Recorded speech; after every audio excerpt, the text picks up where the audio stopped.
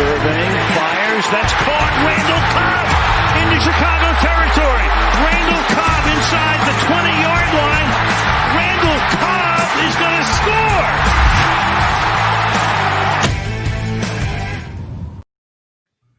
Welcome, everybody, to another edition of Open Book here on Game On Wisconsin. I'm Eli, here with Zach, as always. Zach, how you doing this week? Week of the holidays.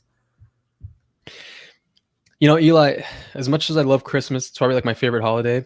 Mm-hmm. It doesn't feel like Christmas this year. I mean, I don't know why. I just can't put my finger on it. There's something strange. I mean, I can't figure it out either, but something just feels a little bit different this year. I don't know. Yeah, I don't know what it is. I mean, maybe it's just global warming. Yeah, I would say it's our new background with the NFC North champions, but that was the same thing last year, so it's really not any different. So that's a good point. Yeah, it would have been the same situation last year. Yeah, no, exactly. But regardless of how I feel, yeah, that shouldn't dampen your guys' holiday spirit. Thank you, and Merry Christmas to everybody who watches Open Book, everybody at Game On Wisconsin, to you, Eli, everybody here, and yeah, of course, Happy Hanukkah as well. So, okay, well, I guess it's going to make an earlier appearance than after Jen's great meme game today. I'm going to rock the Santa hat, but Hanukkah style, because that's what I do. But yeah, let's get to some football. Let's just start with some news first on the injury front and some good news, and that's about Corey Linsley being back at practice. I'm looking at myself. I feel a little bit ridiculous, but I've already committed. I'm trying to take you seriously. I'm trying really hard. It's too late to back out at this point. Yeah. All right. But yeah, Corey Linsley back at practice 2 days in a row. They have not yet said he's for sure going to play, but that's obviously a positive sign. So going into this game against Tennessee, they don't necessarily have the best defense, but it's obviously a good team and a big game. Do you want to see Linsley push out on the field, even if maybe it's a little bit early, or would you rather see him wait another week or two and be fully prepared for the playoffs? I mean, we know the Packers. They're I don't want to say notoriously, because that implies like a negative connotation. Yeah.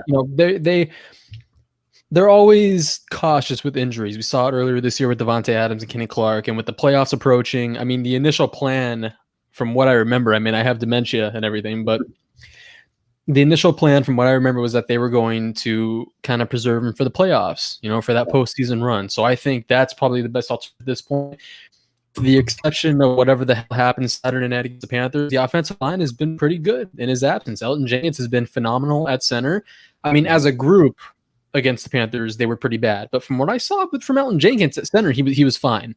Yeah, he was not the problem. I think. Yeah, he's held up his end of the bargain. Yeah, so it's funny because last week we were talking about how looks like Linsley could end up not being back in Green Bay because of how good the Lions looked without him.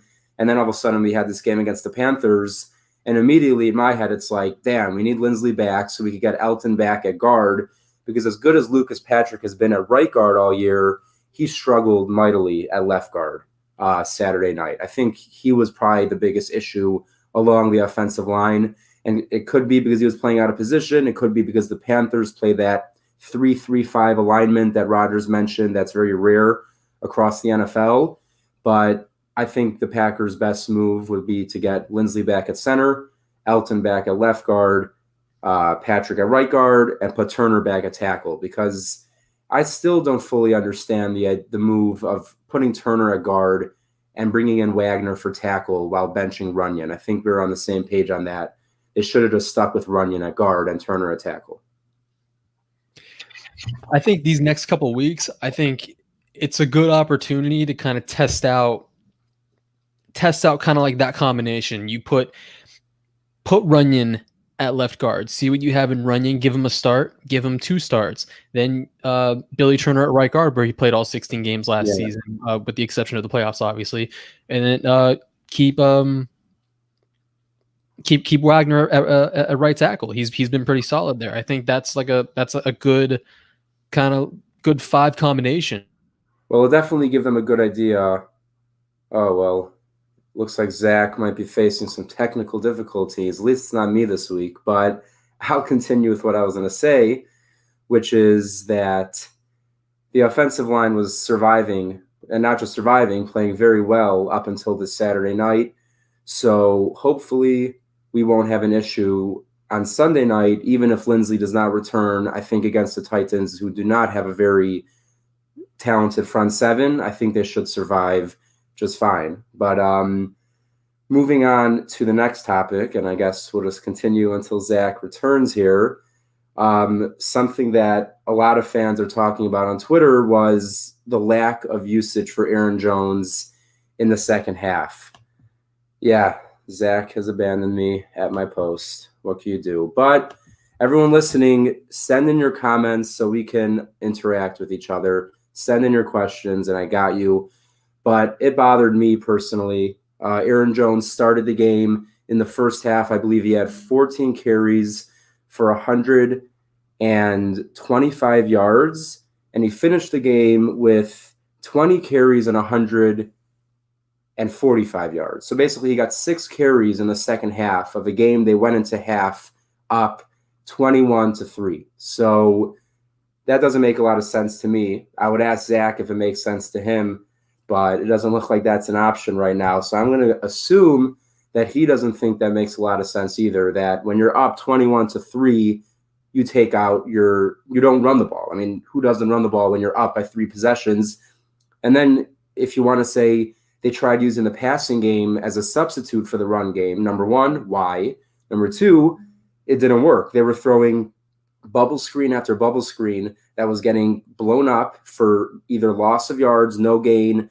It wasn't working. And as much as they try getting the ball to Devontae, you have to get the ball to Devontae in the right positions. You can't just throw him the ball with 2 or 3 guys out in front of him and expect him to just be magic and break a bunch of tackles and get first down. So honestly, in the 2 and almost full 2 seasons of Matt LaFleur's career in Green Bay, this might be, to me, one of the most confusing play calling games from him out of him. See, yeah, here, next level pack. Yeah, Matt LaFleur was a little bit off on his play calling, plain and simple, for sure in the second half. Those first 3 drives were fire, 3 drives, 3 touchdowns, and it was looking like we could have been watching another Bills-Broncos game with a complete blowout, and then the offense just stopped. But good news, guys, Zach is on his way back, so don't worry, you're not going to be stuck with me for an entire show. That would be rough, but continuing on the offense and its struggles in the second half, it started, I think, with the offensive line because it did not give Rodgers the time to throw, which is why they may have turned to that short passing game.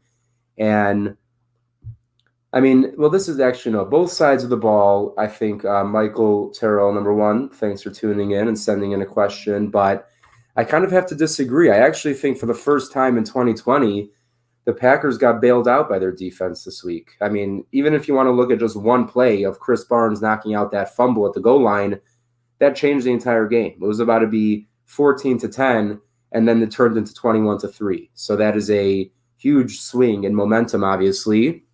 And the defense, it played pretty well. Were there moments where they weren't at their best? Yes. And like Next Level Pack says, special teams wasn't horrible. It actually was pretty good. The punts weren't bad. The coverage wasn't bad. Mason Crosby had a 51-yard field goal outdoors in Lambeau in the winter. That's never easy. We've come to expect that for Mason Crosby, but anyone who watches football and Red Zone and watches every game, they know that no kick is taken for granted, especially a kick 50-plus yards. So again, I'll say it every week, Mason Crosby, we all love you and we all appreciate you, and we are very happy you are a part of the team. But until Zach returns, I'll just cover a couple more of the injury pieces. Jamal Williams, who hurt his quad early in Saturday night's game, did not practice yesterday. He did not practice today either. And the same goes for Jay Sternberger, who was dealing with a concussion from the Lions game, and now he's also had an illness. So an illness doesn't necessarily have anything to do with COVID, because I think those are different designations. So hopefully, Jace just has a little bit of a bug or something and he'll be fine. Doesn't have anything to do with COVID. And hopefully you can get over that concussion and get back in the game this week, because we're going to need all the offensive weapons we can get against a really, really good Titans offense. I don't know if you guys knew this, But until last week, the Packers were obviously the number one scoring offense in the NFL. But after Saturday night and then the Titans' performance on Sunday, the Titans are now the number one scoring team in the NFL, more than the Packers, more than the Chiefs. They're scary, and it's not just Derrick Henry. Ryan Tannehill has officially revitalized his career in Tennessee in a way that I haven't seen a quarterback that was labeled a bust that early in his career to come back and not just play as a game manager and not just play as a solid backup, but come in and be Pro Bowl caliber. I think Tannehill missed the Pro Bowl, and I think there were a lot of people who thought that was a snub, and I would agree with that because Ryan Tannehill has been incredible, and it's going to be a serious test for the Packers defense, both against the run and against the pass. But obviously, when you're playing the Titans, it all starts with Derrick Henry, and you got to start with him. If he runs all over you, you're done. It doesn't matter what Ryan Tannehill does. Your offense, it might not matter because if he's just running all over and you can't tackle, you're going to be screwed. And the Packers, unfortunately, have had some tackling issues, especially, more specific players than not. I believe it was Aaron Nagler today asking Coach LaFleur about guys, using their shoulders instead of maybe wrapping up on a tackle. And I think the person he was most talking about was Kevin King. Kevin King, we're back. Zach's in the house. Zach, we're talking Kevin King shoulder tackles just in time. Great. Yeah. I'm glad I rejoined in time for that. Fantastic. Great. Yeah. So, yeah, what I was saying is that Aaron Nagler, I believe, asked Coach LaFleur if tackling is obviously going to be a bigger key for them this week against Derrick Henry, who is basically not even a human being. And, yeah, you got to wrap him up. If you think you're taking down Derrick Henry, Kevin King, with your shoulder, I'm sorry, but you're probably going to have a popped shoulder because that man is a truck. You need to wrap him up, and you're probably not even going to get him down alone. This is going to be a gang tackle kind of situation. You're going to need 3 or 4 helmets on every play, getting to Derrick Henry, swarming him, and making that tackle, because if you expect one guy on this team to tackle him alone outside of maybe Kenny Clark, you're probably going to fail. Get that protein before you start talking. Before I talk, is my internet good? Is everything in check good, here? Yeah. You're looking good. The picture's good. The sound's good. Look, it's 2020. Things happen. It's all good. I don't know what the hell the deal with that was. My battery was fine, and then all of a sudden everything just shut off. If it happens again, I'm just going to rejoin on my phone. So that's just... Yeah. Oh, well, someone thinks it sucks, but I think it's pretty good. Thank you, Eli. She thinks I suck in general, so it's okay. Well, yeah, that makes sense. But yeah, so we were we'll discuss a bit more about the Panthers game, but real quick, and just in terms of Derrick Henry, what could Mike Pettin tell his defense realistically to get this man to the ground? I don't want to get up on a pedestal here and start preaching like I'm Mike McCarthy, but it goes back to your tackling fundamentals and everything that you've learned. Just wrapping guys up, gang tackling guys, everything kind of like what we've learned after the Saints game. When Alvin Kamara made 80% of his defense miss on a single screenplay. That was pathetic. One of the worst tackling. Yeah, one of the worst tackling performances I've ever seen. And Matt LaFleur always talks about how they swarm to whoever has the ball. In this case, that has to apply to the running game as well, not just after a catch, and preventing first down yardage, preventing guys from getting to the sticks. You got to swarm Derrick Henry. You got to attack the ball. Derrick Henry, he's going to get his yards regardless. But I think if anybody has a good chance of stopping him, I think it's going to be not just Mike Pettin, but it's going to be Matt LaFleur, the guy who coached on the same team as Derrick Henry. Those two guys kind of joining forces and kind of conjoining heads. Together. Yeah, doing it together. Conjoining heads, kind of a big key to that will be a big key to that will be the Packers offense holding on to the ball. Not in turnover, but just keeping time of possession. And that kind of leads into something that we've discussed throughout the week, which was the very curious usage of Aaron Jones in the second half of that Panthers game. He had the most rushing yards of his career in the first half, and then he got 6 carries in the second half. And I mean, you're up 21-3 at half. Why abandon the run game? And then they tried substituting it with those bubble screen, ridiculous plays that, yes, they've worked, but you can't do it 10 times a game. In your head, like, what could LaFleur have possibly thought, especially with Jamal Williams out? You want to unleash Aaron Jones, or you even want to unleash A.J. Dillon maybe? There was your chance. Dillon got 1 carry the whole game, and he had 18-yard carry. That should have got to him more carries. And then Aaron Jones disappeared the whole second half, and they were trying to throw it against a defense that was giving the offensive line problems all night in the pass, but the opposite in the run. So I was saying, while we're I don't know what it's called, but not here. But I was saying that it just doesn't make sense going into half 21-3 and then to abandon the run game. Like, what is that? I can't even explain it. I would say LaFleur, I mean, it may be probably his worst play calling performance of this season, and maybe in his 2 years in Green Bay, in my opinion. I think it was a concoction of a lot of things. It was LaFleur's probably his worst called game of the season. It was the offensive line's worst performance. It was Aaron Rodgers' worst performance. I mean, he had his lowest completion percentage since that Vikings loss at Lambeau. He had it was his first time with a sub 100 passer rating since since Tampa, actually. Yeah, I think it was only his second game. Yeah, only his second game of the season with a sub 100 passer rating. I was hoping he was going to hit that 100 to get the record that was already his. So now he'll need 2 consecutive 100 passer rating games to beat his own record with Mahomes. Actually, Mahomes tied it, but I think the sacks must have came into it. The 5 sacks is probably what knocked him under 100, because as a passer, was it great? No, but it definitely wasn't bad. And also, you got to talk about a couple drops, and most importantly, out of Davante Adams. And Packer fans, I kind of want to feel responsible for this, because right before the game, I tweeted that Davante Adams had 91 receptions without a single drop, and the next closest player was Larry Fitzgerald at 45, and then he dropped the ball, and I immediately deleted that post because I was like, I just did this. But, I mean, it's not going to happen often, but you drop passes, it doesn't help. Hey, don't feel bad, because about 1 or 2 days before the game, I tweeted that the most consecutive games he had with a 100 passer rating above 100, it was like 5. Oh, so you did it also. Okay, great. Oh, yeah, we both jinxed it. Mama Westendorf, thank you so much for Merry for pulling through. Double Eve. Double E, yeah, we're on Eve, guys, not just Eve.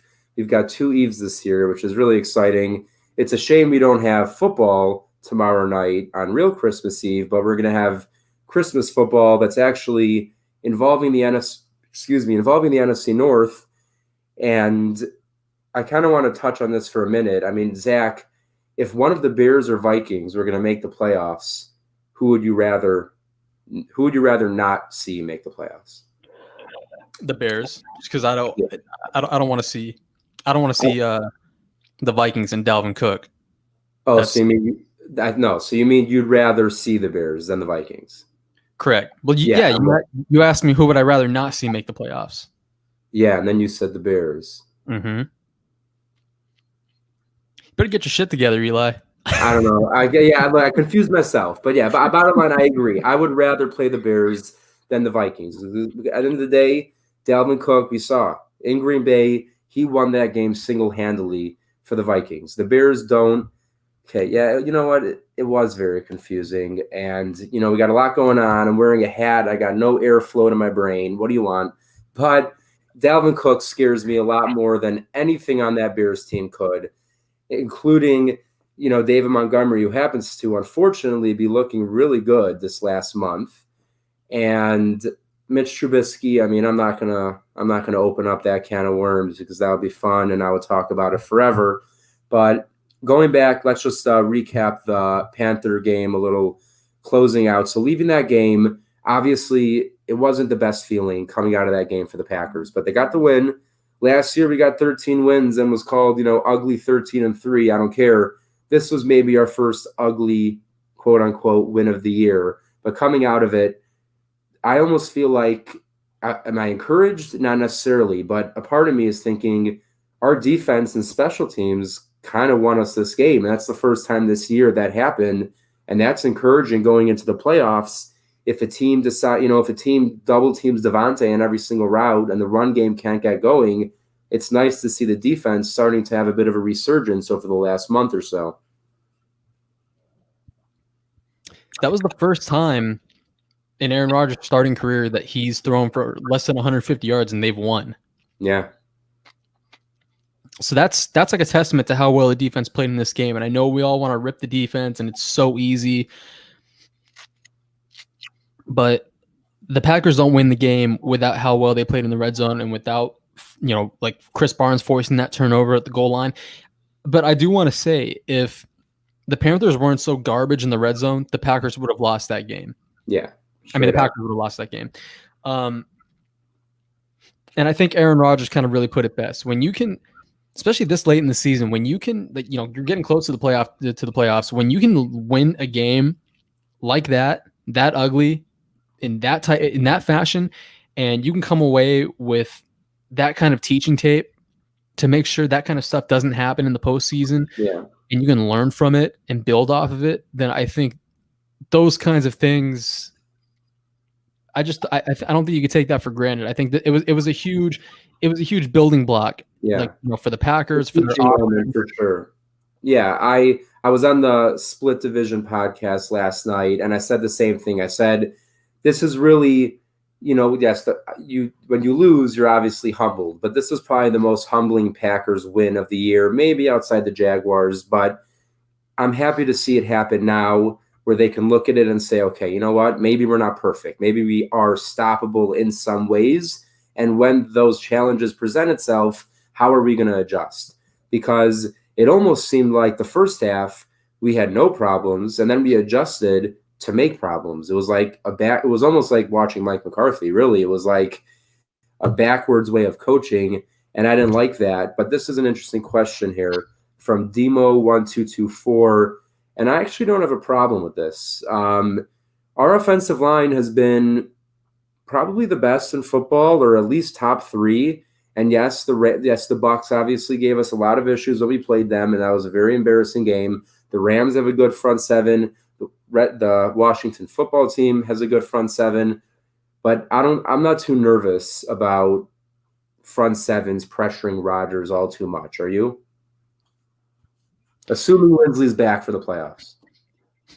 No, I mean, when you look at 14 games and you look at the Buccaneers, what the Buccaneers did, and you look at what the Panthers just did. And I mean, those are both anomaly performances. Not 9 sacks in those 2 games combined, and then 9 sacks in the 12 other games combined. Like that's ridiculous. Yeah. I think it's safe to say those are both anomaly performances. So I would like to think that come playoff time, especially once Corey Linsley's back, you'll be able to slide Elton Jenkins back to left guard. The whole offensive line will kind of really be able to gel and fall into place. I mean, going into this game, outside of Brian Burns, none of us were really worried about their pass rush. I mean, it was really Brian Burns, and that was it. It was really it was just him. And to be fair, to his credit, he was a game wrecker.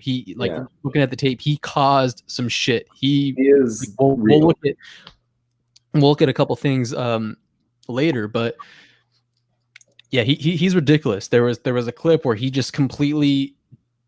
His bend was absolutely ridiculous. He bent so far underneath David Bakhtiari, and he flew too far past Rodgers, so he didn't get the sack, but he disrupted the play so much that Rodgers was forced to step up, and it ultimately led in a sack. But he disrupts everything, and we saw so much of that Saturday night.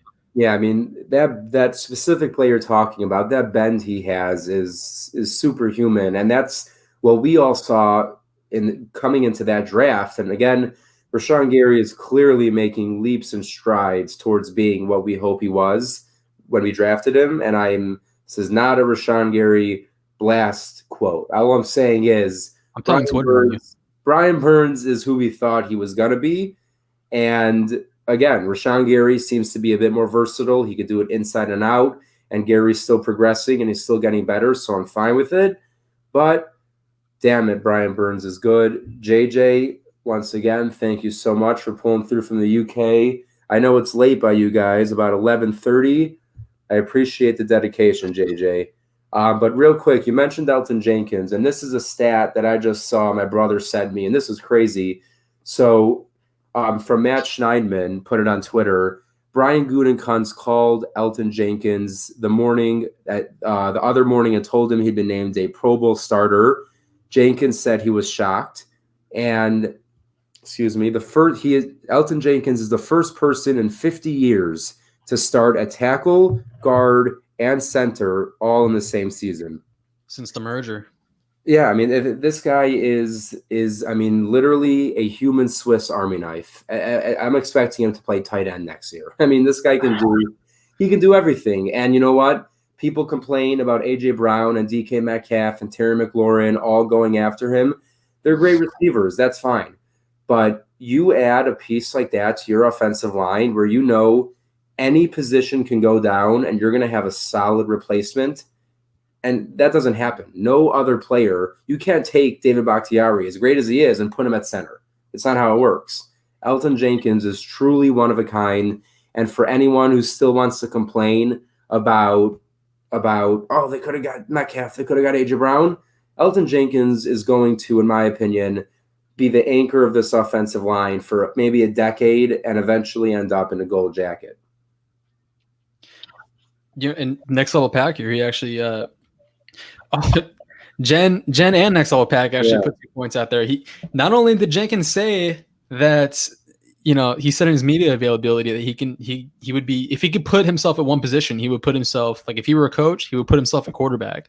So really, I didn't see that actually. So Jen, look, you know what? He's clearly smart. I mean, for such a young guy to do what he does at center, he's a smart guy. And I'm not even going to put a scenario in the world about where Rodgers isn't our quarterback, but Elgton throwing a ball, that would be some NFL history there if a center threw a touchdown. I don't know if that's ever happened. But what was Spice Adams' alternate quarterback persona? He had a name from the Bears. Yeah, like the last couple years, he had big glasses. And yeah, he did. There was a video where he was talking about all the positions that he played. Yeah, no, I do remember him, and I remember he was actually a bit of a problem for the Packers through most of his career. I don't remember the exact name, but here I think we have another question funny as hell. from Next Level Pack. Ian Specials have a good game to build off of. Exactly what we're talking about. It is really comforting to see the offense sputter and the defense have their back, because they did. Yes, the Panthers could have been better. Maybe they missed out some opportunities. That's not on the Packers. They made the plays they needed to make when they were needed to be made. The Panthers were 1 for 5 in the red zone. That is crazy. That is what Mike Pettin envisioned in his defense. And you know what? As annoying as it is when we talk about the soft coverage and that, the Panthers, he forced them to waste unbelievable amounts of time on those touchdown drives in the second half. And eventually they just ran out of time to make the full comeback. And again, I'm not advocating for giving up free yards, but if you can tackle the person in front of you, it could work if you're going to force a trailing team to make 12 plays, 8-minute drives. They're not going to have enough time to come back. Oh, and we got some stats here from JJ.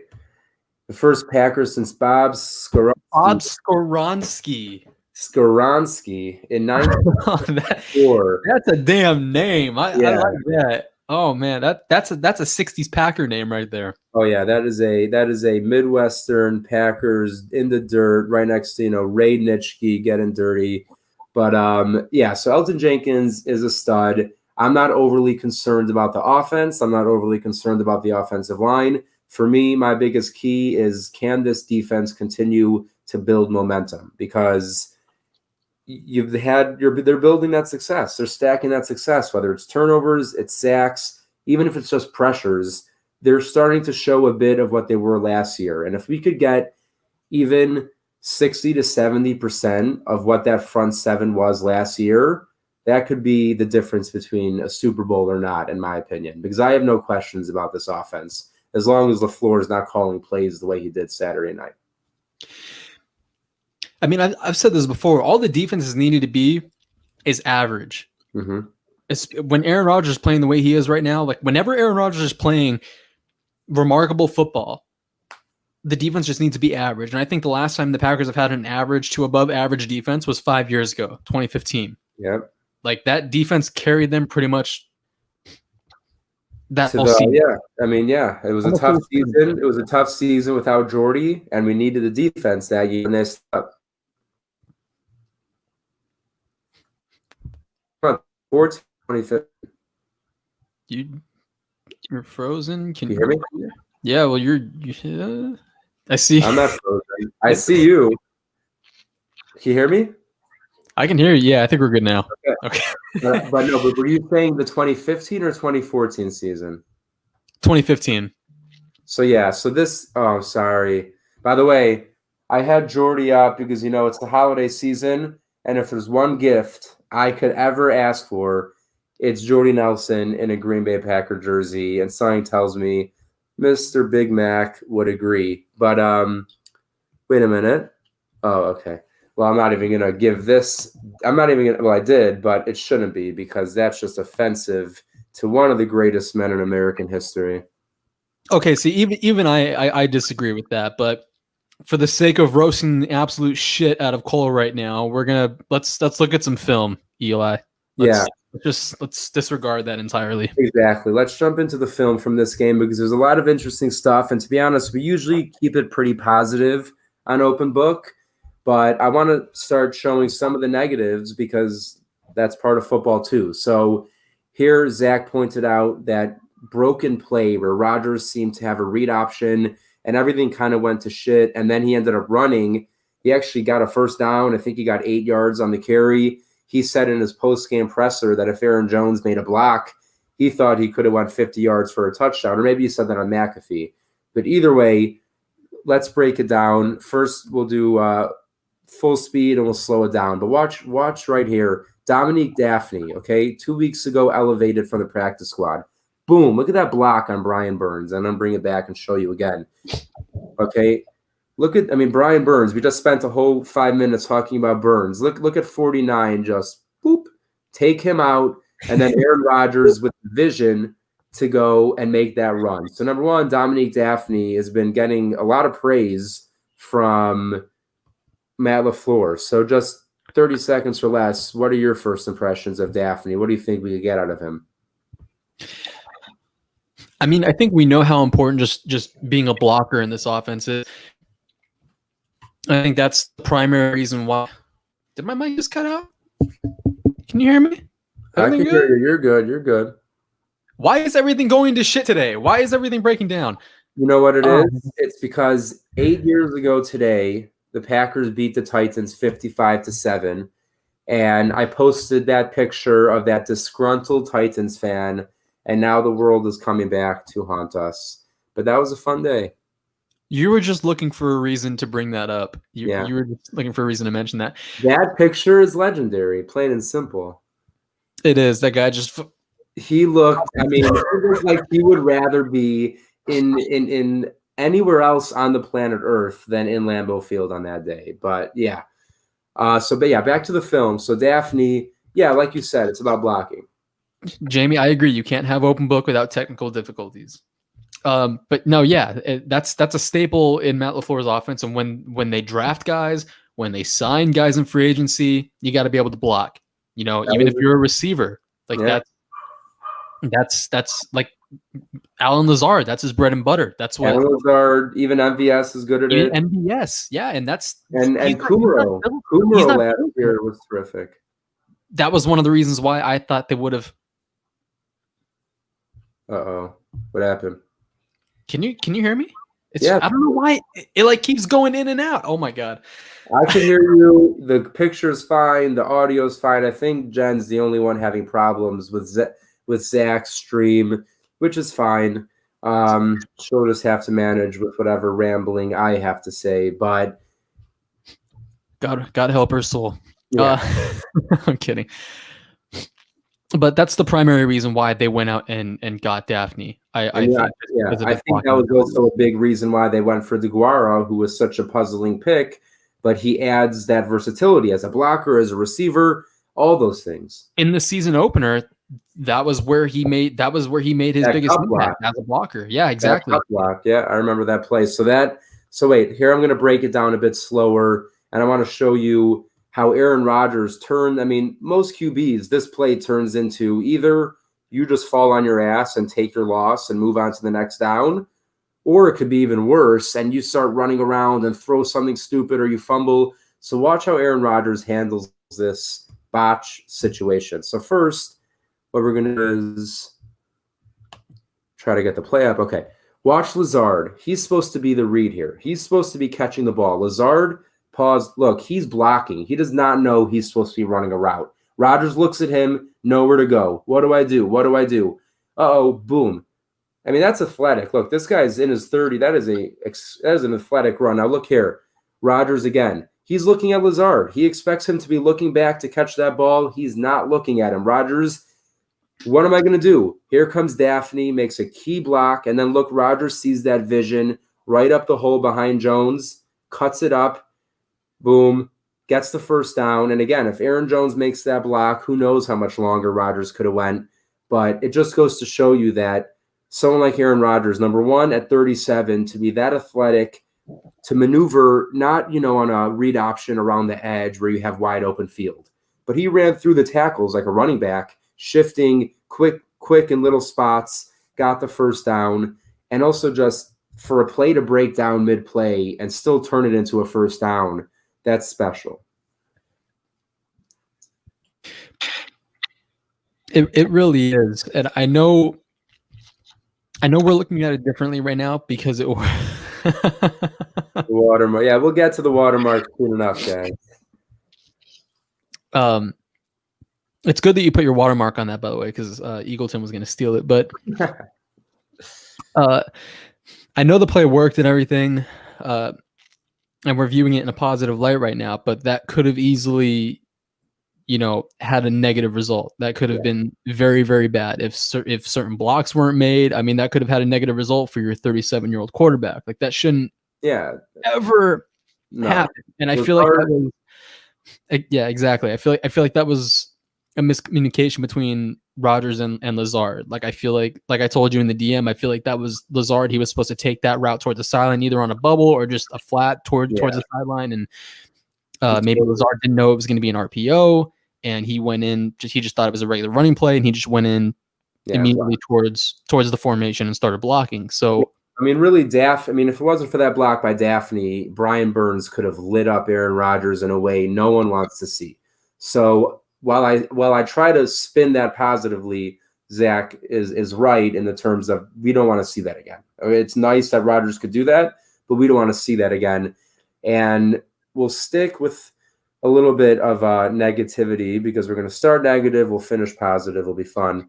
And because we hate our lives, obviously. Yeah. So the final sack that Rodgers took, which was a big one, and forced what would have been like a 40-yard field goal into like a 51-yard field goal for Mason Crosby. So here it is at full speed, and then we'll break it down. But right now, look at Aaron Jones. Okay, these are the routes that Rodgers could have went to. Look at Jones. Boom, open right there. No time. He's already sacked. Okay, wait. Now watch. Devontae. He had Jones open very quickly, but the time wasn't there. Now watch Devontae's route, and he also could have went to him right here, but no time, and he got sacked. So let's look at that a bit closer. Watch Rick Wagner and Lucas Patrick. I think these are the two guys that really blew up this play. Patrick missed that block completely. Wagner got pushed right into Rodgers' face, and I'm going to play it again for you, and he didn't have a chance. Watch as Wagner gets pushed into Rodgers' face. Lucas Patrick whiffs on the block, and that turns into a sack on third down when you had two guys that were open and could have gained considerable yardage. So that kind of goes back to our conversation earlier in the show about how are they going to align this offensive line, because they keep switching it, and it might be due to injury, but even if it isn't due to injury, I feel like it's good for a team to know their best five at their best positions. Like, you don't want to be going into the playoffs still wondering who's going to play best where. And that's exactly why I was talking about earlier before my laptop decided to die on me. How these last two games, like it's an opportunity for you to kind of see what you have for that starting five. It's an opportunity for you to kind of plug in Runyon to replace Patrick, or move some guys around, experiment with your combinations a little bit, because I feel like Lucas Patrick, I don't know. He's been good. He's been good in spurts, but not very consistent. He's had, stints where you've been like, okay, that guy, he's starting caliber. He's good to have, but other times where you're just like, oh, he's solid depth. I feel like that's a good stable ceiling right there. He's a really good guy to have that can play both guard spots. He can come in for you as a backup center, which he's done before. I mean, that's a really good guy to have for your offensive line. I feel like just John Runyon, I want to see what they have in him, and so much of what happened against the Panthers, I mean, on that play especially, he two routes developing. You had Jones coming out of the backfield, and you had Adams on the crosser, two guys that would have been open, would have gained some probably huge yardage, and there was no time. Yeah. There wasn't even any time for the yeah. I mean, and we're talking about two routes that were within 5 yards of the line of scrimmage. So, I mean, they weren't long developing routes. That's how quickly the pressure came. So they need to figure that out. And again, the Titans might not have the greatest front seven, but you got Jeffrey Simmons, and I do not want to see him blowing up Lucas Patrick the entire Sunday night, because that would suck. And Harold Landry, he can. That's true. Harold Landry was someone I think a lot of Packers Twitter wanted. You're one of them. Okay. Yeah, he was. I'm gonna lie. He fell, right? He fell to like the second round or late 20s, maybe. He definitely fell. I thought everyone thought he was going to go in the first, and then everyone was kind of surprised when he slipped a little bit. He slipped a bit, but yeah, I was high on him as well. I think we got another question here. I think part of the D linemen are finding ways to beat people. Well, look, I really don't think Lucas Patrick is bad. Like, he might not be the best, but he's not bad. And I just think that he is not a left guard. Clearly, he was way better at right guard. I mean, he wasn't just good. Like, he was playing really, really good football at right guard until Corey Linsley went out.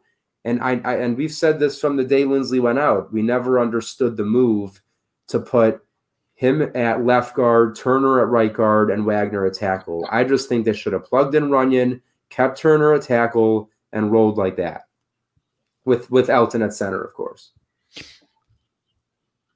See, that's actually. Oh, yeah. See, that's what I was thinking. See, no, yeah. If Linsley isn't back, that's one of the combinations they can roll with. Yeah. Absolutely.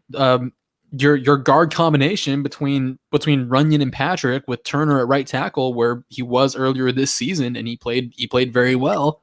Yeah.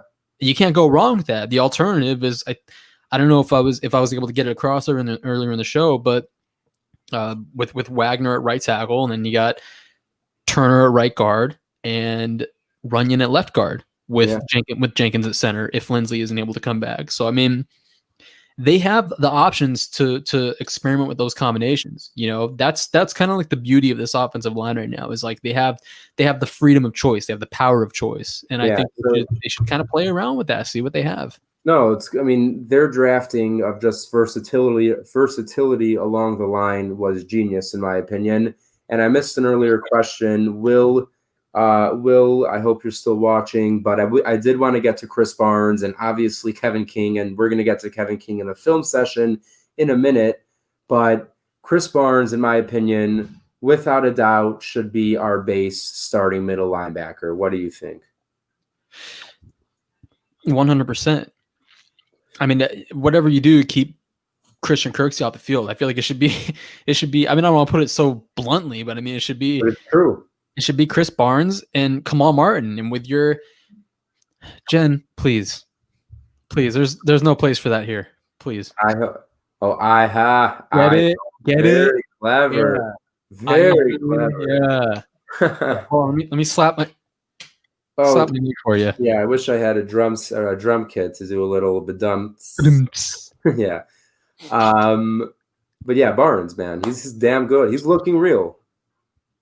Him and Kamal Martin have the perfect combination between them both of just instinct, speed, tenacity, and I think Christian Kirksey just lacks all of those. I think what's interesting is I think that we could have like Kamal Martin as a speedster, more coverage-based linebacker with some blitzes where we've seen him shoot up the middle super fast, and Chris Barnes seems more of the hard hitter against the run, thumping middle linebacker, stereotypical just nasty us to put ground. And this week against Derrick Henry, we're going to need that. So I hope to see that attitude out of him. And like you said, Christian Kirksey, I was excited about him coming in. But you know what, man? I guess 2-3 years of injuries and sitting on the sidelines, it takes an effect on someone. And unfortunately, Kirksey's performance does not deserve really to be playing. I don't care what his contract says or how much they're paying him. You got to get your best players on the field, and I don't think Kirksey is even not only not best, he's not even your second to best middle linebacker. So that's Kirksey. But now let's get to King, who, I mean, there's so much we could say about Kevin King, from coverage to tackling to lack of effort. But let's just start with this. This is in full speed, and we'll slow it down a little bit. Okay, watch him in coverage. First, watch the coverage, because honestly, not very good. Right here, boom. He just runs away. As I said last week, he retreats. And I watch nothing, watching. He just watched his teammate make that tackle. We're going to show you from this angle, okay? Watch Kevin King look at Darnell Savage, attempt to tackle, and do nothing.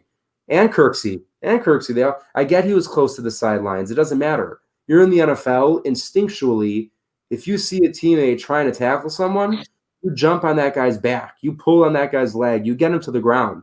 And then Kevin King, not only does he not do anything, he trots off that play like, oh, I made a play there.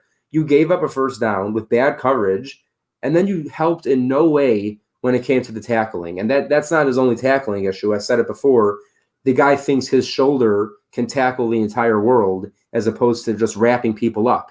What's the point of being Kevin King and having arms like this and being lanky and tall if you're going to tackle with your shoulders? So what are your thoughts on seeing that play? Because to me, that is just god awful. And it's weird because he used to have shoulder issues. So it's like, yeah, why go there?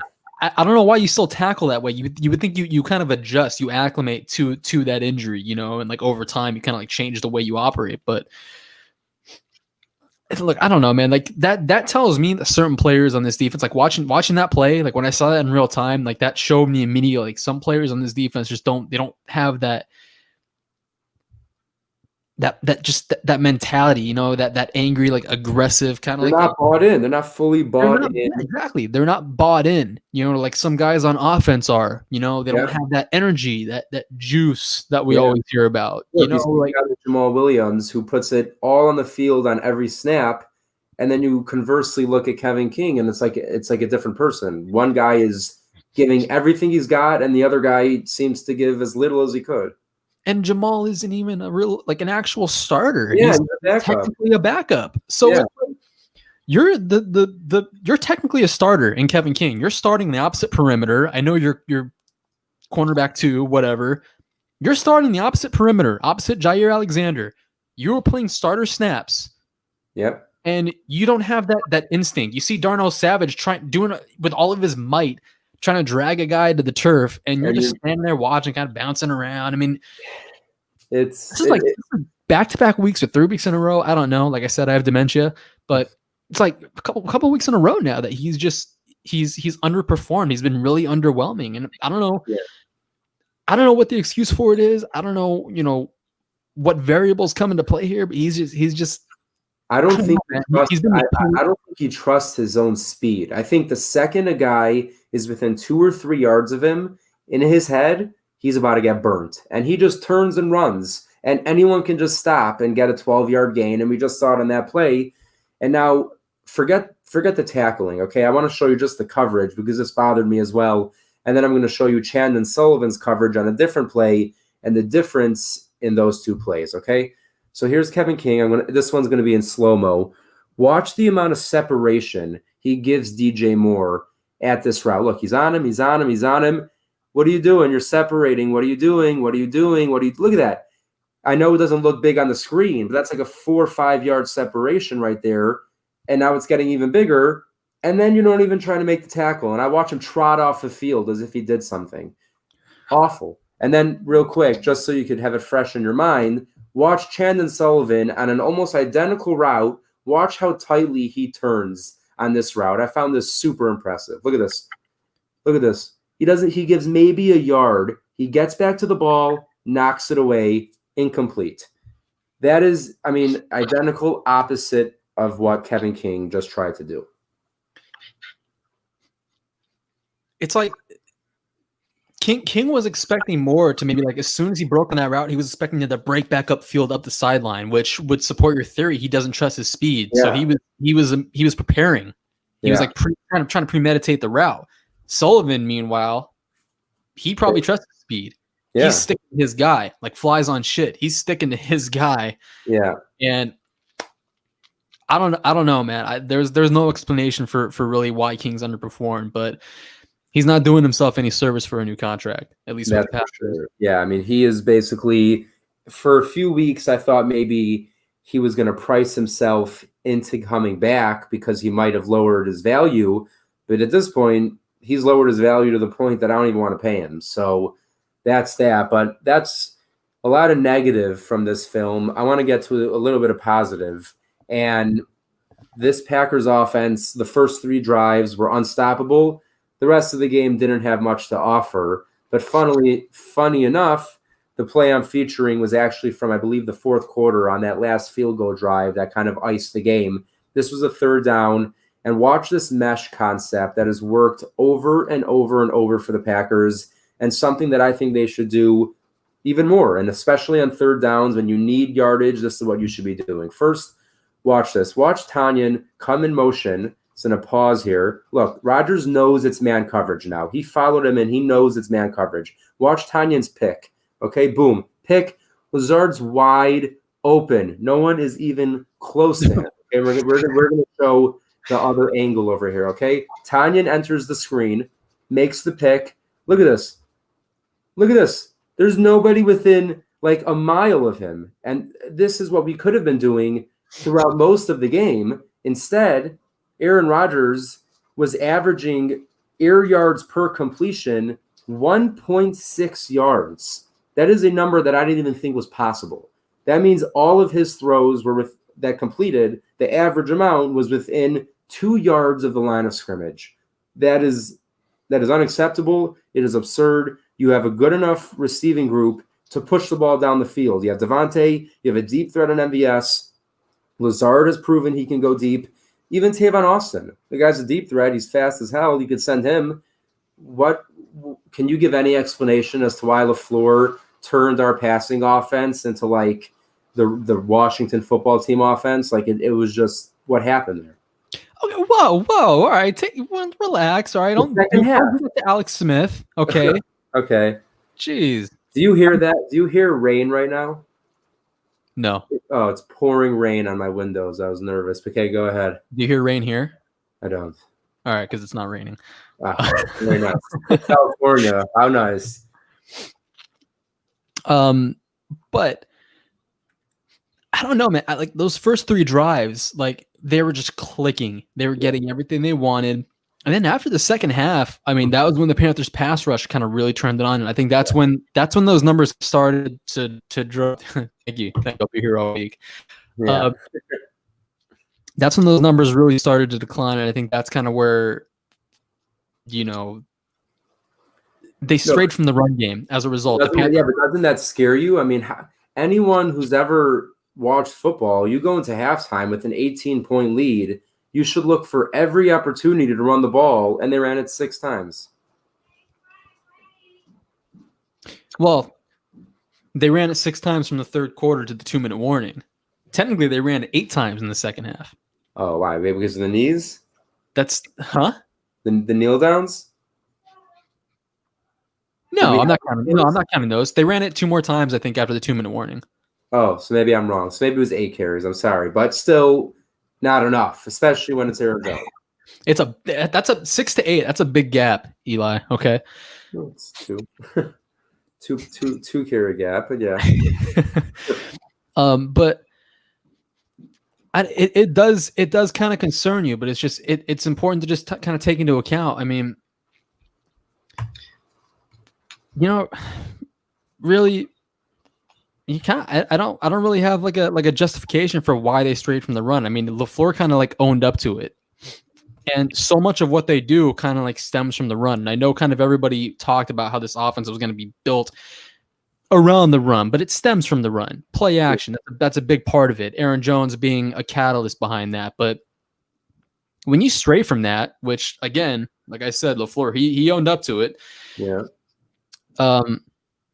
When that falls apart and your pass rush can't protect, your offensive line can't protect, then everything just kind of like it just spontaneously combusts around you. And this offense, it's also predicated around these routes developing. I mean, we saw it in that play earlier with Aaron Jones coming out of the backfield and then Adams on that crosser.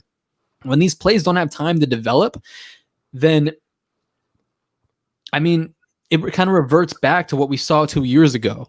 Yeah. With the final year of Mike McCarthy's offense. Aaron Rodgers needed to be Superman, him needing to buy time, and guys needing to break off of their original route stems and kind of like separate just for him to find them. Everything was schoolyard football was basically McCarthy's idea of a good offense. Pretty much, yeah. The last few years of his offense. And Aaron Rodgers, he didn't even have time to do that against the Panthers. He didn't even have time to be schoolyard football. It's about adjustments. And, this is a team that we've seen struggle with adjustments. We've usually looked at the defensive side of the ball and said that. But for the first time this year, I think we could say the offense did a very poor job of adjusting when they needed to. Look, for all we know, they did try to adjust. For all we know. Maybe it didn't show up on the field. Maybe it didn't show up in the stat sheet. But for all we know, maybe they did try. Well, there did seem like a lot of RPOs that maybe Rodgers decided to throw over run that maybe LaFleur in his head thought should be a run. I mean, LaFleur, he even said he called 12 runs in the second half, and they ran 8. They had 8 runs. So apparently Rodgers, I guess, checked out of 4 of them. So, I mean, yeah, for all we know, they had certain things dialed up, and Rodgers has even said it was a weird. The Panthers run a really weird defense from what he's used to. A lot of like the 3-3-5 stuff or whatever, like college the only teams that do it. Yeah. So maybe they're better than a lot of people give them credit for. Just maybe not like talent wise, but how they scheme against the opposition. It's just a lot of different things that maybe were really difficult to kind of counteract. So, like I said, for all we know, maybe they did try to adjust, and the Panthers were just one step ahead. Yeah, I mean, real quick, just to talk about Aaron Jones, I put out a piece today on Packer Report, and just something that I tweeted it's pretty clear. Yeah, by the way, Zach, thank you very much for helping me out with the tweet. But Aaron Jones, under Matt LaFleur, the Packers have lost 7 games, playoffs included. In those 7 games, Aaron Jones did not receive 20 touches. On the other side, the games that Aaron Jones did see 20 touches, the Packers are 12-0. What's even more impressive is that in those 12 wins, Jones has a total of 1,780 scrimmage yards in 12 games. That comes out to 148.3 yards from scrimmage per game. So you divide that by 20, you're looking at 7.4 yards per touch when he's touching the ball 20 times a game. Like how much clearer does it need to be that if you feed Aaron Jones, you're going to win the game? I mean, right now, Aaron Jones is averaging more yards per touch in his career over the last 2 years when he sees 20 touches than 20 NFL quarterbacks have this year on completion average. A running back should not be getting more yards per touch than a completion. It is a lot of math, and I got very confused at times writing it, but you all have to stick with me. But basically, feed Aaron Jones is what I'm saying. Oh, I'm sorry. I got a concussion now. You just like lost me. Yeah, maybe I ran through that a bit too fast, but basically, the premise is give Aaron Jones the football. Give Aaron Jones the football. Shouldn't be that difficult. He's really good. And you know what? I don't want to see Jamal Williams miss a game, but I'd be lying if I said I wasn't kind of excited to see an Aaron Jones, A.J. Dillon duo on Sunday night, because that could be fun. I mean, as long as he gets more than one carry, because that one carry for 18 yards, I mean, that was promising. Yeah. And the floor said like the second half was going to be a perfect opportunity to get him more touches, and then he never got them. He said that, once the game got closer and closer, he found it harder to justify taking out Jones, which a part of me is happy with, that he's willing to stick with clearly one of his best players when it matters most. But yeah, I mean, I am pretty excited to see A.J. Dillon this week. So Zach, let's start talking about this Titans game a bit because we're running on time. So I said while you were taking your leave of absence that bottom line is the Titans, it all starts with Derrick Henry. And I almost feel like there's not much to talk about other than the fact that the defense just needs to rally to the football, make the tackles. I think they should be lining up with 5-man fronts, 3 down linemen, 2 on the edge, 2 in the middle, 4 in the back. That's got to be how you do it, because if you're out there with 4-man fronts, Derrick Henry's going to slice through your defense like, well, I don't even want to say it because it's so like corny, but like a hot knife through butter. I mean, he's going to go right through you. And yeah, very, very, very impressive usage of words, but they have to focus on him. But so instead of talking about Derrick Henry, because we know how good he is, are you nervous about potentially Ryan Tannehill and A.J. Brown and Corey Davis maybe being the Packers' demise on Sunday? Wait a minute. I thought you were going to talk about the Titans offense. Well, I'm here talking about it. I said, no, look, I mean, the Titans offense, again, it starts with Derrick Henry, but there's not much we can say about it because it's either they're going to be able to make the tackles or they won't. But what makes me nervous is the Titans are not just a one-dimensional team anymore. They could throw now. You're right. Well, see, the thing is, that threat of Derrick Henry alone is why their play action game has been so damn good this season. Yeah. You don't need Ryan Tannehill to be Joe Montana when you have a guy like Derrick Henry in the backfield, when that threat of the run exists. So when that's there, and then you got A.J. Brown and Corey Davis on the outside, like that alone, those are 2 really good receivers. A.J. Brown more so, obviously. Yeah. So yeah, I think everyone's kind of pointing the finger at Derrick Henry, and they're kind of forgetting, like, just because it's Ryan Tannehill, Dolphins. I did hype up Tannehill pretty hard. I thought he was a Pro Bowl snub this year. He's been, I mean, Zach, let me ask you this. Have you ever seen a first-round quarterback, a top 10 quarterback, bust so hard in his first team and then do what he's done? I don't think I've seen it. Not that I can remember. Not off the top of my head. It's impressive. I'm a huge Ryan Tannehill fan. Well, what about Alex Smith? That's true. I mean, he definitely played better in Kansas City than he did in San Francisco, but he was always a kind of a game manager. I think Tannehill's a step above a game manager. Mm-hmm. Well, see, I wouldn't call him a Pro Bowl snub either, because I mean, would you put him over like Mahomes or Watson or who was? Well, no, again, the AFC is loaded with QBs, but Watson maybe, not Josh Allen. I'm Mahomes and Allen for sure, but I think Tannehill could have made it over Watson. I know that win-loss record shouldn't matter much, but Watson, his statistics haven't been that great either. I think Ryan Tannehill right now has 31 touchdowns and 5 interceptions. Holy shit, really? Yeah. That's actually pretty impressive. Yeah. Really impressive. It's kind of scaring me. Well, see, like I said, I mean, everyone just kind of looks at Ryan Tannehill and they gloss over him because, for his namesake, it's like it's a Ryan Tannehill Dolphins legend Ryan Tannehill. You know, he flamed out in Miami, ended up in Tennessee, and he's put together a couple solid seasons. Yeah. You know, they ended up in the playoffs last year on the doorstep of the Super Bowl. Beat the And Ravens. probably going to end up back there again. But I think that's going to be the biggest issue for the Packers. I mean, I feel like they're going to load up to kind of like defend against Derrick Henry, and they're going to kind of like, I don't know, especially with Kevin King right now, he's just so shaky, so unstable. I feel like you can't really trust him right now. I cannot imagine them covering Davis or Brown. I mean, with their speed, the second they get within a few feet of him, he's going to just run and hope that they're running with him, because he clearly does not trust himself enough to just play man, bump and run coverage because he thinks he's going to get burnt. Corey Davis is fast as hell, and A.J. Brown, at least after the catch, is maybe just as hard to bring down as Derrick Henry. He is a freak with the ball in his hands, A.J. Brown. So the secondary, I think it's going to be Amos and Savage, who have obviously been tremendous the last month, absolutely incredible. They're going to have to be a big part of that because they're going to need to help out even Jair. They're going to have to help out Jair, but especially Kevin King covering. And then also, like I think you mentioned it about Chandon Sullivan maybe spending some time on the perimeter. Was that you? Or someone mentioned it to me? No, that wasn't me. Well, I mean, we haven't seen a lot of Chandon Sullivan on the perimeter, but I don't know, man. With his speed, he might be a better matchup against Corey Davis. I would never say something so egregious. What are you, Stephen A? And I have to be Skip now? I would never say something so egregious. This is my turn. Whatever Skip yelled that time. It's my turn. It's my turn. You said it was my turn.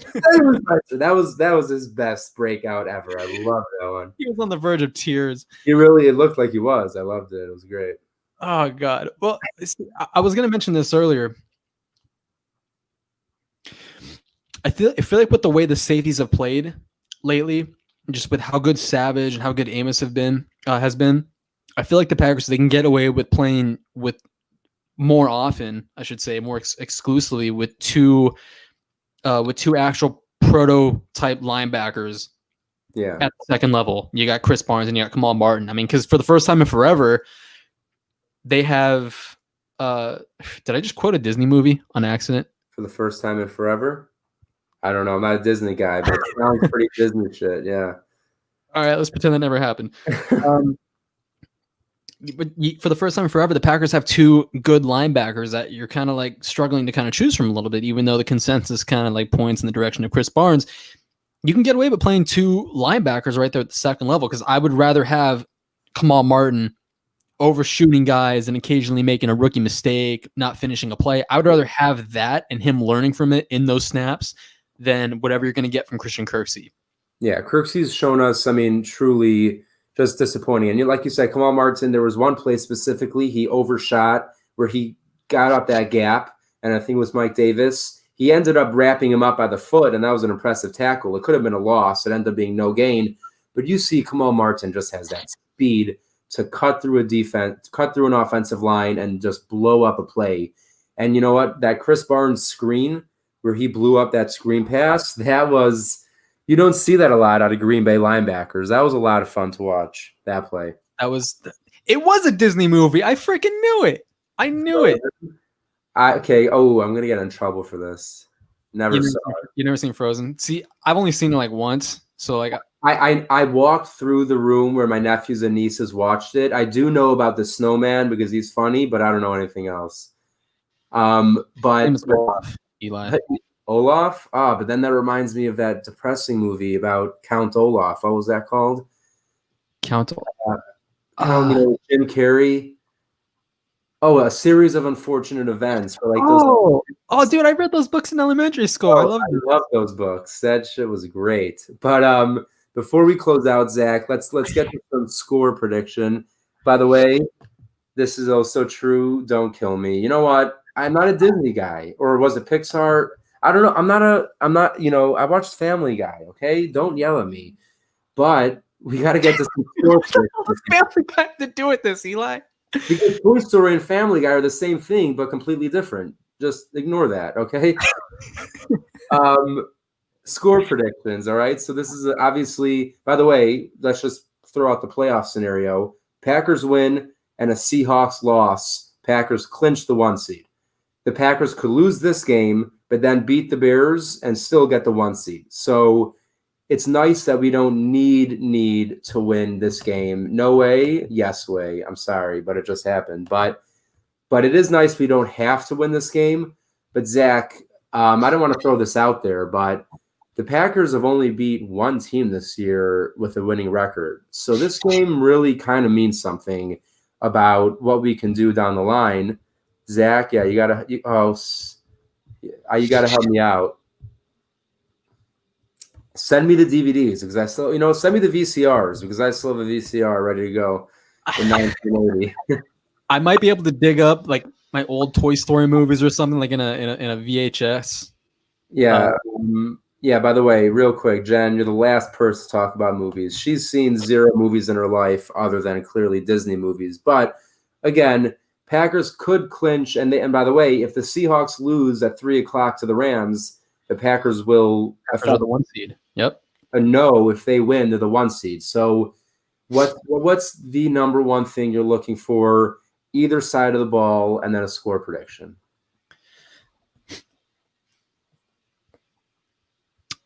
Well, my number one thing kind of at least for the Packers offense, you got to protect Aaron Rodgers because this offense, you got to have time for the plays to develop. Yeah. I think that's the biggest thing. I don't know who the Titans are going to line up on Davante Adams. Adoree Jackson, he returned last week, but now he didn't practice on today, Wednesday. Yeah. He has a knee injury. He has the speed to keep up with Davante Adams, maybe not the physicality or the technique, but Malcolm Butler, he has the aggressiveness. He has the agility that could possibly kind of throw Davante Adams off of what he's trying to do. Yeah. So that may be that's going to be your go-to. Maybe, Davante Adams, that's your outlet right there, but the offensive line has to rebound from what they were able to do last week.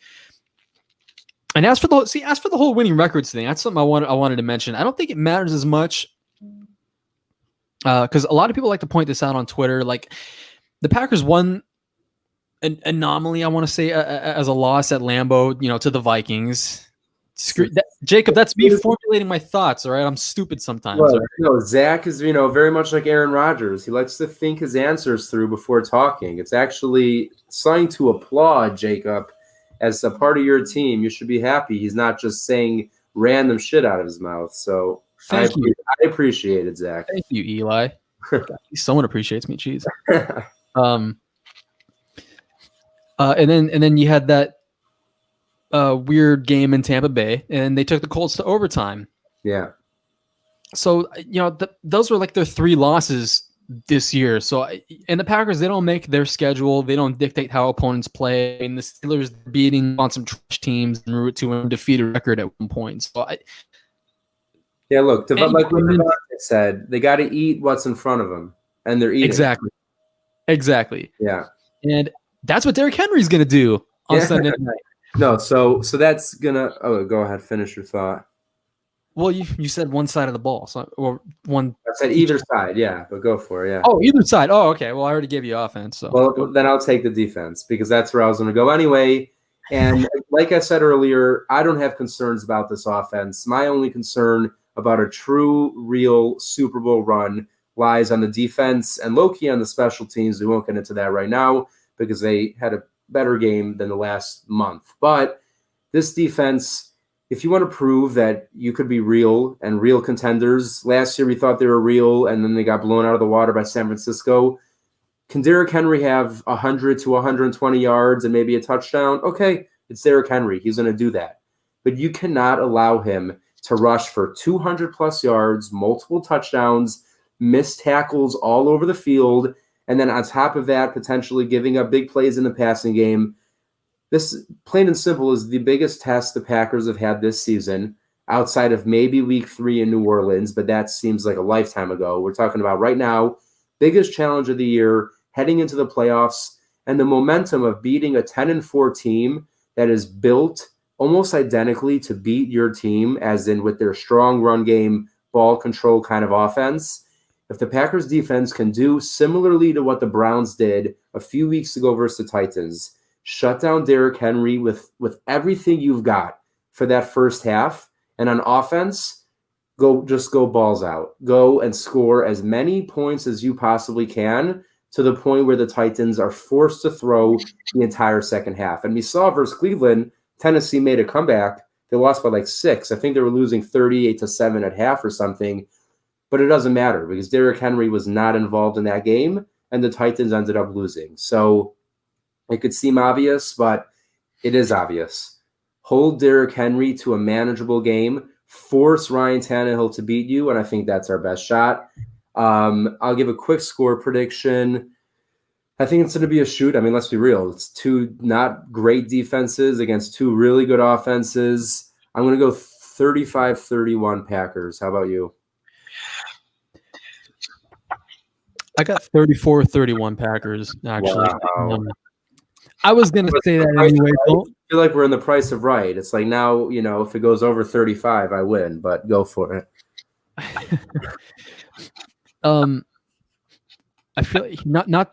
I'm Peter Bukowski here. Somebody says all the time, and I say that I'm giving proper attribution here because I don't want to pull a Mark Eagleton. I got him. Yeah. The Packers' best defense, I think, against the Titans is going to be their offense. Exactly, like the Browns did. Yeah. Make the most out of your possessions. Do what you did against the Panthers. Score every time you have the ball. And Aaron Rodgers says that all the time. They want to score every time they have the ball. They want to get in the end zone. I mean, their first 3 possessions against the Panthers, they were 3 for 3 in the red zone. Yeah. And everything went downhill. What's their percentage now? I believe they're at about 78% touchdown percentage in the red zone, which is the best in the league by far.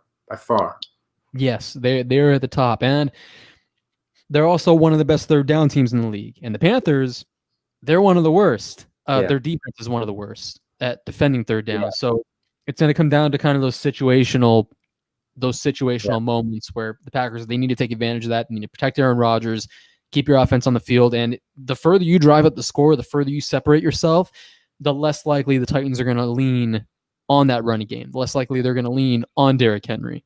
Yeah, so I think that's agree with that. And finally, I don't want to end on a sad note. I probably should have mentioned this earlier, but obviously the other day, the passing of former Packers linebackers coach Kevin Green, NFL great, Hall of Famer, amazing guy. Everything I've seen this entire week about him, I watched his football life on NFL Network.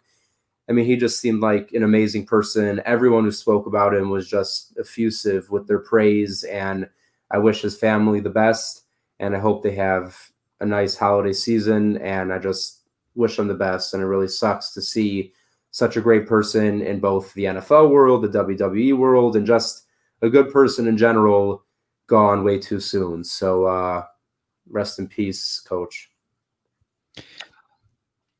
It's when someone passes away and not a single person has like any negative thing to say about him. Yeah, nothing. One bad word. Me either. Like he is, he touched so many fans, so many players, teammates, coaches, and even that story that Rob Domofsky did on him years ago back when he was on the coaching staff that he reposted the other day when it happened. He brought, I guess, Rob wrote a critical piece on Frank Zombo. So Kevin Green sought him out, brought him into the film room and showed him certain plays and showed him that Zombo was playing his ass off and this and that. And it was just such a great story. And it kind of highlighted that, Green really cared about all of his players. He called them his kids. Yeah. I mean, he was, so many people said, they looked at him basically like a father figure in that locker room, and he was awesome. And obviously the moment with him and Clay Matthews in the Super Bowl, it's not just for Packer fans and not just for football fans. I think it's one of the most incredible moments in sports to literally the moment you go and you look at your leader and say, quote unquote, it is time. And the very next play for that player to pop that fumble out, change the entire Super Bowl, go down and score a touchdown and win the game in the Super Bowl. I mean, that's one of the most incredible. I mean, it's out of a movie. It's almost out of a movie. That script right there. Like I tweeted, I mean, the tides don't shift in that moment without him. I mean, you're at once an 18-point lead. It was dwindling. Dwindling fast. It was dwindling. Charles Woodson just left the game. Steelers had all the momentum, and that happened at the start of the fourth quarter.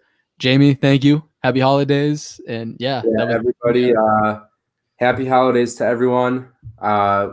I know this year's different. You might not be with family, that, but I hope everyone finds a good way to enjoy it and just have a great weekend, a good holiday season. And let's cap it off with the Packers win on Sunday night. Before we head out, follow Zach on Twitter at @It'sZachariahJ. You can find me on Twitter at @BookofEli_NFL. And of course, follow Game On Wisconsin at GameOnWI. We'll see you all next week. Hopefully not only at 12-3, but Clint as the number 1 seed in the NFC. We'll see you next week, everybody. Thanks.